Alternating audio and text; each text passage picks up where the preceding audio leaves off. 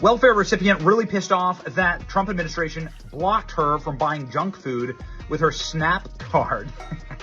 It's not even cool. Like, why they do that? What's the point of food stamps if it's just for real food? Hannah Moore believes she and other SNAP recipients should be able to go into the grocery store and buy whatever they like. Soda, candy, prepackaged sweets, prepared desserts, and juice with less than half of natural fruit or vegetable juice in it will not be allowed to be purchased on SNAP cards. I don't know what Trump is doing. I don't know what's going on. Yeah, they're blocking all trash food from being purchased with taxpayer dollars because the N in SNAP stands for nutritional and the S stands for supplemental. You don't need to supplement your diet with high processed, ultra processed, high fructose food dyes. It's complete garbage for you anyway. We shouldn't be paying for that, for you to poison yourself and then be sickly.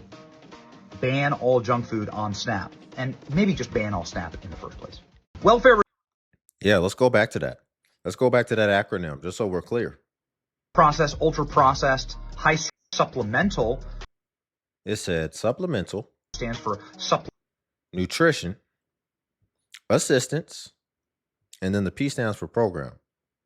You all probably can't see that, but I read it. Supplemental nutrition, assistance, and program.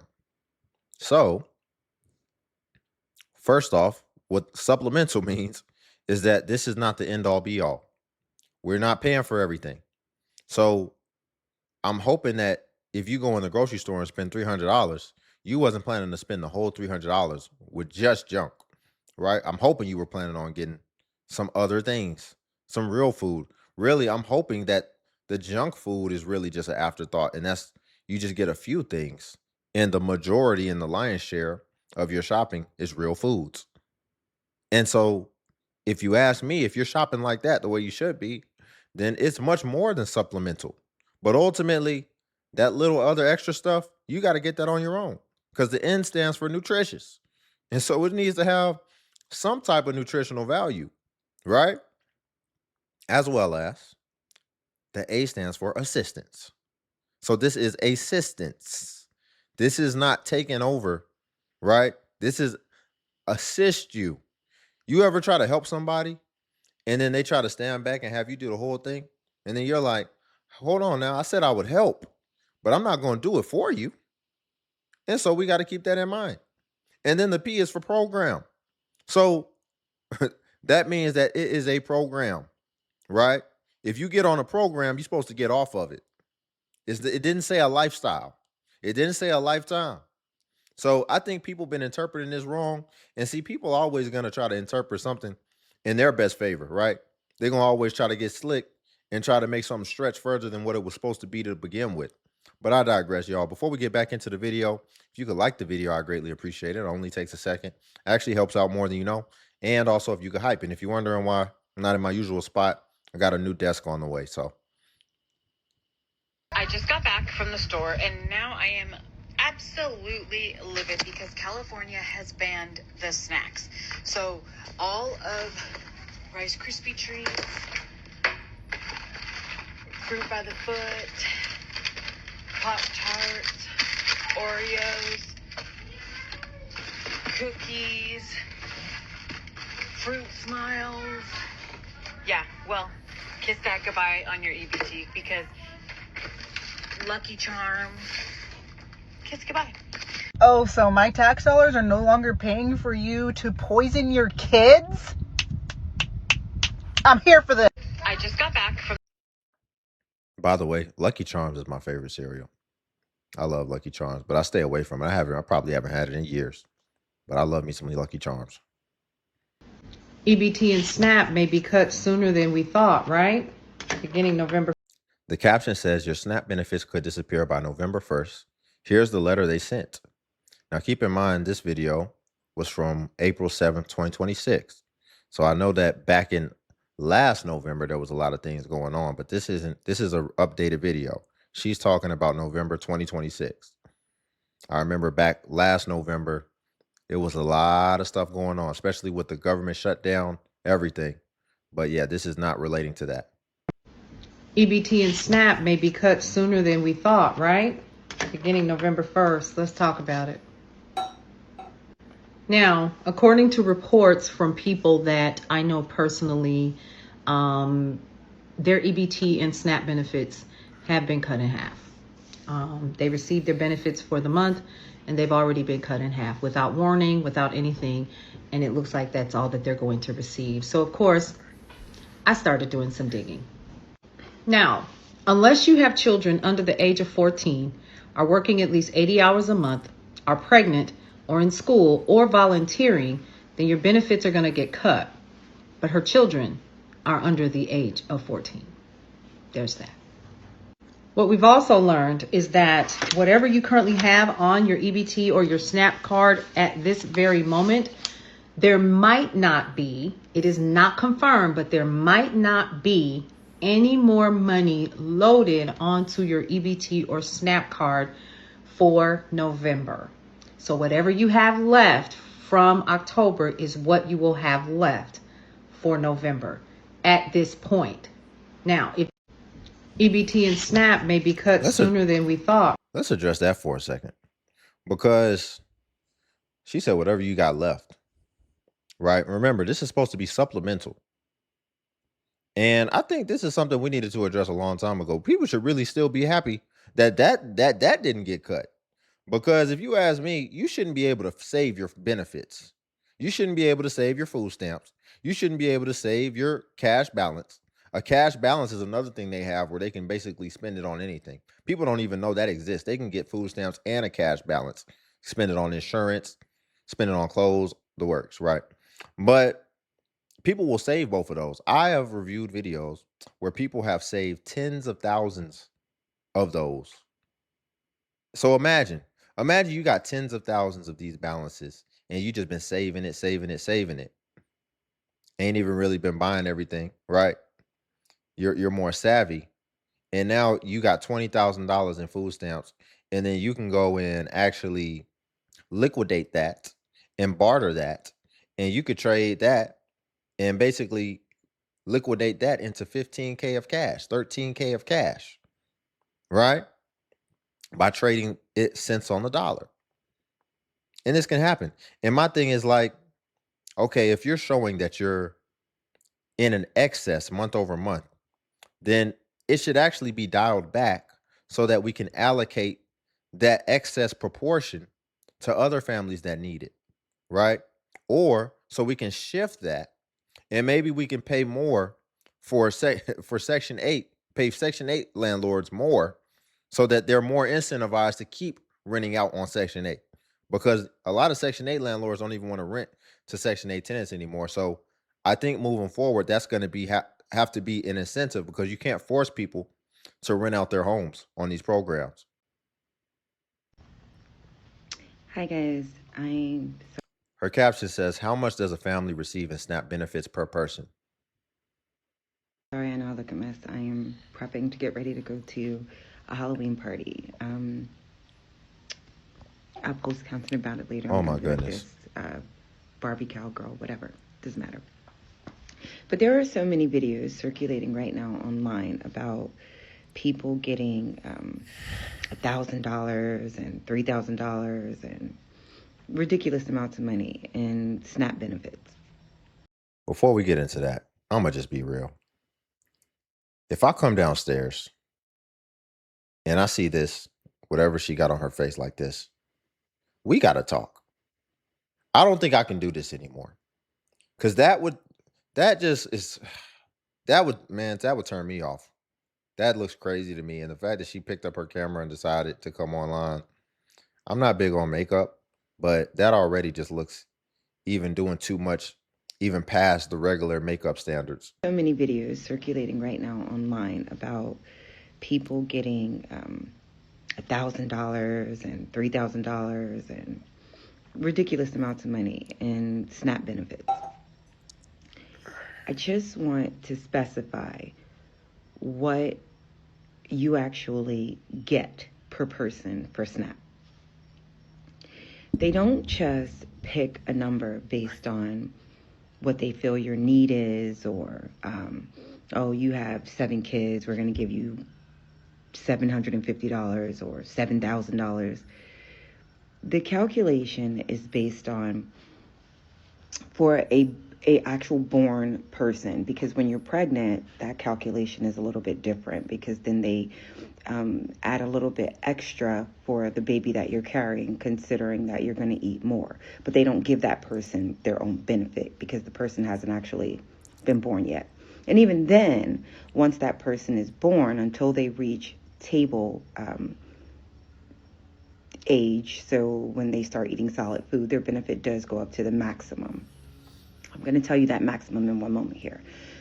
Also, they take into consideration, just speaking back on unborn babies, whether or not that person receives WIC, which also come from the same budgetary pot. So if that person is receiving WIC benefits, then the benefit that the pregnant mom who recently had a baby, that benefit would go away. I'm going to speed it up. That baby would then be looked at as receiving WIC, and again, they still wouldn't receive the full benefit per person for a baby under one that should be on like Similac or Enfamil or whatever the case may be, or breastfeeding. So the benefit that a person on SNAP receives per day, so I'm gonna, just to give you that full benefit per person per day over the age of... Can y'all tell that she's stalling? Boy, TikTok creators got it bad, because now their videos have to be at least 1 minute. Can't you tell, like, she's just trying to stretch this out and make the video be as long as possible so she can actually get paid? If it's not at least a minute, you don't get paid. And I would think you still have to make it stretch much longer in order to get paid decently in mass and scale. 1 year old. Drum roll. Look, it is see? $6 a day. At least here. I don't know if that amount changes per state, but I'm just speaking for Florida. It is $6 a day. So they say, based on the calculation, you and your 7 kids should eat a maximum of $6 a day. So it's not saying that you're going to eat $100 a day, 5-year-old little girl or adult person with disabilities, you're going to get $75 a day. Each person, regardless of your economic deficiency or whatever other circumstances may be affecting your ability to provide food for your family, you get $6 a day. So I don't know where people are getting these guesstimates, or they think that they're social workers, or just, I like you, so She's talking about some, they said, and so they're saying that you and your family should be able to eat off $6 a day. No, ma'am. Thank you for re-putting back up the acronym. Supplemental. That sounds like they met expectations just fine. That sounds very supplemental to me. Shoot. That sounds like they did exactly what they promised. That sounds super supplemental for a family. Not we take care of everything. It doesn't say Alex, all expense paid program.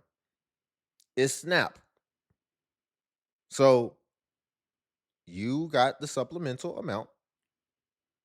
So what should happen is people should actually be grateful, if you ask me. I'm going to give you an extra $100. It's $6 a day. Oh, I just wanted to point out too, people are confused on who actually is receiving these benefits. I did another video about this earlier, but I'll just state it again, because maybe I missed this segment of people as well. Kids in foster care, kids that are in group homes, kids that are, being housed temporarily with family members because they may be experiencing some issues at home. Let's move on, y'all. In 18 states, you can no longer use your EBT card to buy chips, cookies, or sodas. And also, they're implementing the work requirements. So this is what a local Chicago news publication put out about these work requirements. 120,000 Illinoisians? Illinoisians? That doesn't sound right. I've never said that before.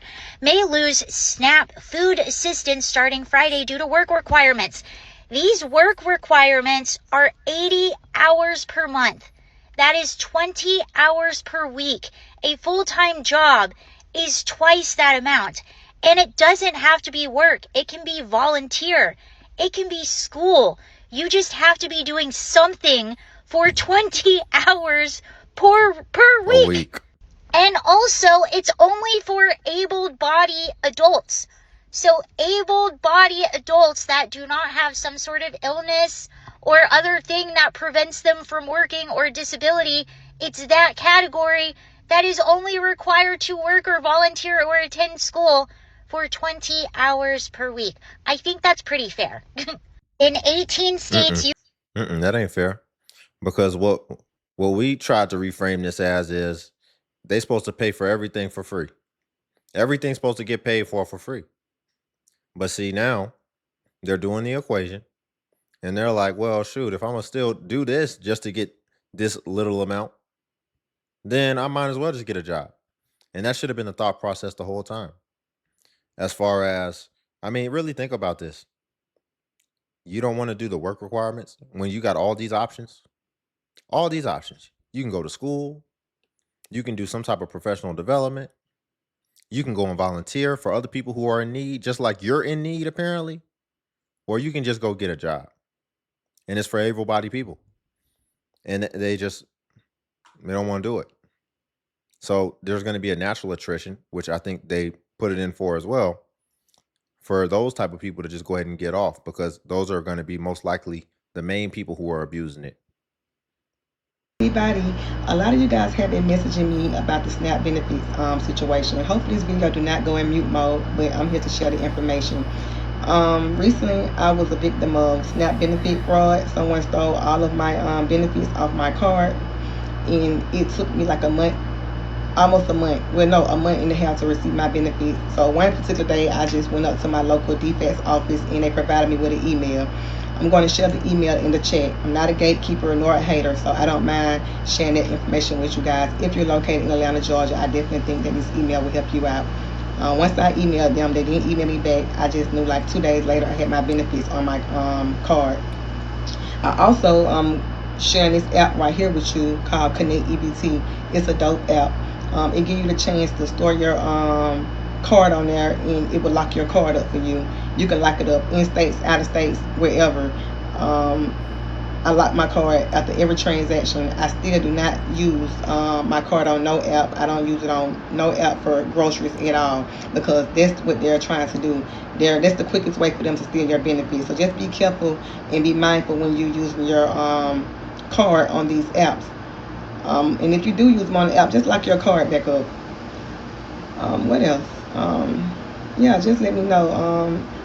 Drop your question in the chat below, and if I can stamp program. His caption says, SNAP fraud crackdown uncovers massive numbers. So a new federal review is exposing just how much fraud might actually be happening inside the food stamp program. This is according to USDA. Roughly 500,000 individuals were collecting SNAP benefits in multiple states at the same time. That's not all, though. Between 186,000 and 244,000 deceased individuals were still listed as active recipients. That's wild when you think about it. On top of that, there were cases of recipients tied to luxury vehicles. It's a little confusing. So far, authorities say 895 arrests have been made tied to SNAP fraud in just the cooperating states. But here's where it gets a little bit more complicated. Only 29 states provided data for this review, mostly Republican-led states. About 21 states, including states like California and New York, refused to cooperate and are now suing to block the requirements. So I'll work to keep you guys up to date as this progresses. That's all I've got for now. Don't forget I have a free email newsletter where I cover topics like this in more detail. I send that out every morning, 7 a.m. The link is in my profile. I hope to see you there. And these are the segments no one talks about. It's always, oh no, the veterans, the that, the this. This brother just said a federal review of SNAP found 500,000 people collecting benefits in multiple states. And almost half of that number, almost 250,000 of those people were deceased. And these aren't even all the states, because bluer states aren't cooperating, right? So there's still numbers that we have yet to get, because some people just aren't disclosing the data and they're protecting that information, which seems a little even more insidious, because it's like, well, are you involved in it as well? And you don't want it to be maybe tied back to you, right? That's crazy. But this is what we always talk about, the fraud. And remember, these are just what's coming up when you try to pull certain numbers. in any type of fraud, there's always going to be people who do it smartly to where they don't really flag too heavily when you try to get the big picture and try to zoom out of it. So it's still going to be people that slip under the radar. But the fact that you have states not cooperating, as well as these are just the main people who obviously were so egregious that they were able to get caught, I think that should really raise some eyebrows and get people thinking about what's really going on. And we review it all the time. People will come on here and admit to it. So I don't know what the surprise is, but what it does seem like is like there is a segment that doesn't want that information to get out. Both parties just agreed on something, and it's not helping you. Right now, if you're on SNAP, you can buy soda, chips, processed food, but you cannot buy a hot rotisserie chicken from Costco. And that's not an accident. Efforts to expand SNAP to include hot, ready-to-eat foods have been blocked or stalled with resistance coming from both sides of the aisle. So that sounds minor until you look at real life. If you're working 2 jobs, if you don't have stable housing, if you don't have time or access to cook, a hot meal is not a luxury. It's the only realistic option. And this is where it gets concerning. From a clinical standpoint, we already know food insecurity drives worse outcomes, more ER visits, poor chronic disease control, higher hospital readmissions. So when policy limits access to actual usable food, you're not saving money. You're shifting the cost into the healthcare system. So I look at this from a systems failure perspective because this isn't just about chicken. It's about whether policy reflects how people actually live. Republicans will argue cost control. Democrats. See, that's why you got to be conscientious of these new words that they invent. Food insecurity. We got to really listen to what we're hearing. Food insecurity. And somehow she said that they've been able to link that to chronic disease. Food insecurity. Y'all really think about what you're hearing.